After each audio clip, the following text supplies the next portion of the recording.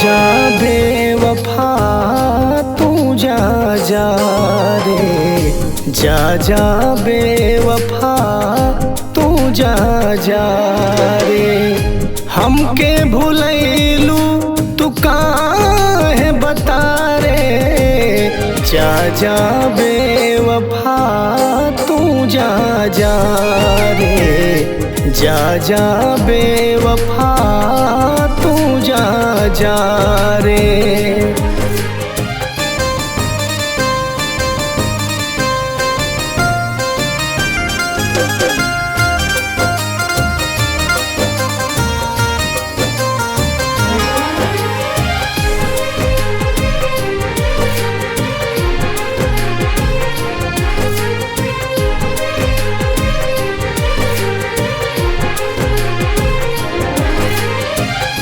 जल भी न जई से हो तड़पे मछरिया, कौन कसूर भइल भूलैलू ये गोरिया।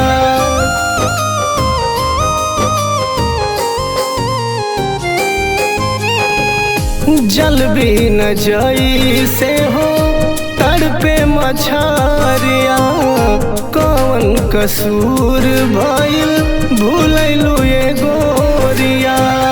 हमें बिसरैलू तू काहे बता रे, जा जा बेवफा तू जा जा रे, जा जा बेवफा तू जा जा रे।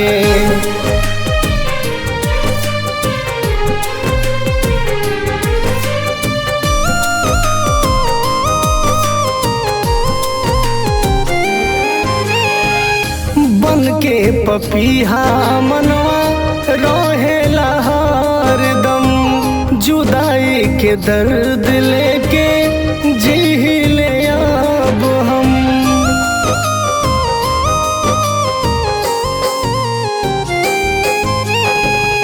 बन के पपीहा मनवा रहेला हरदम, जुदाई के दर्द लेके जी ले अब हम।